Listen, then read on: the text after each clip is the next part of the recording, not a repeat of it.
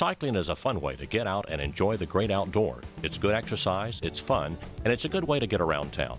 But remember, a bicycle is considered a vehicle, and it's important that you understand the rules of the road that cyclists must follow by law. Just like being in a car, you must make sure that your bicycle and equipment are operating properly before you ride. Having the proper equipment and practicing safe riding habits can make your ride more enjoyable and safer for you and those sharing the road with you. Let's take a few minutes to cover some very basic safe riding habits that anyone can use. Okay, before you get started, you need to put your helmet on. All riders age 16 and under are required to wear a helmet at all times, and it is highly recommended that all riders have a properly fitted helmet. If you're purchasing a helmet, it's very important to get the right size and also to make sure it fits snugly on your head. Once you've gotten the right size helmet, you need to check the position of the helmet. Make sure the helmet is setting level on your head and low on your forehead, 1 or 2 finger widths above your eyebrow. Next, center the left buckle under your chin and adjust the slider on both straps to form a V shape under the ears. Buckle your strap and check to make sure that no more than 1 or 2 fingers can fit under the strap. Okay, if you followed those guidelines, you should have a properly fitted helmet that shouldn't move around when you move your head, but should be snug and comfortable to wear. The next thing you need to check for is the fit of your bicycle. Stand over your bike and check the clearance between the top tube bar of the bicycle and your body. For a road bike, you will need 1 to 2 inches of clearance, and for a mountain bike, you'll need 3 to 4 inches of clearance. The seat height should be adjusted to allow a slight bend in your knees when your legs are fully extended on the pedal. After your bicycle has been properly fitted, check your equipment. Be sure to do the ABC Quick Check. A is for air. Make sure tires are inflated properly to the manufacturer's specifications, which you'll find printed on the side of the tire. B is for brakes. Check to make sure that your brakes are engaged and there is no more than a thumb's width between the handlebar and the brake handle when the brakes are compressed. C is for chain. Check your chain to see that it is on the cassette and make sure there isn't anything loose on your bike that could cause an accident.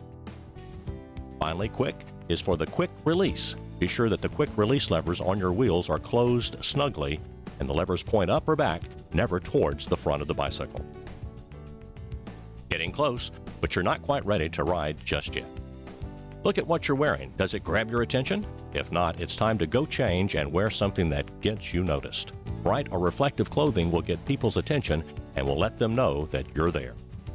And if you ride at night, remember the law says you need a front white light and a reflector or a red light on the back of your bicycle. Okay, now we're ready. Let's go have some fun.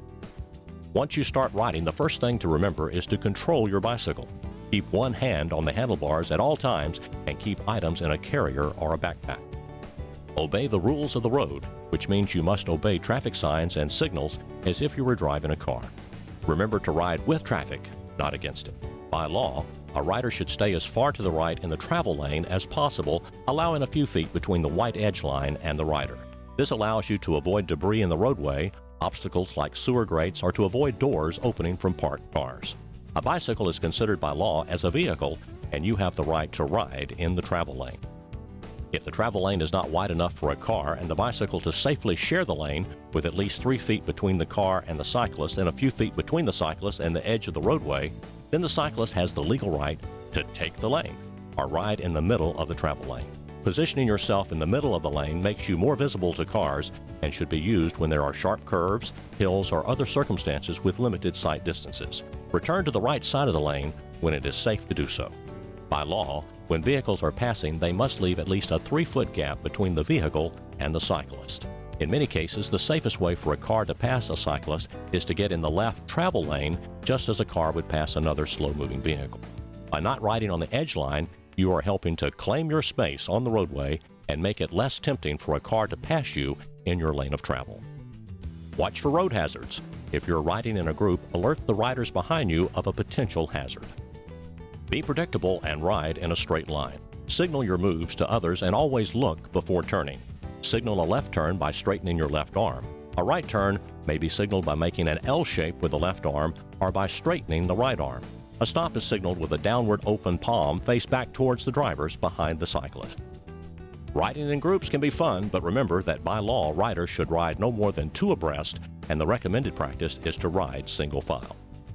If you're out enjoying a greenway, remember to ride on the right and pass on the left, just as you would on the street. Announce to other users that you will be passing. And lastly, be safe and have fun. Remember, these safety tips are for you. If you would like more information on bike safety, visit the National Highway Traffic Administration website at www.nhtsa.gov.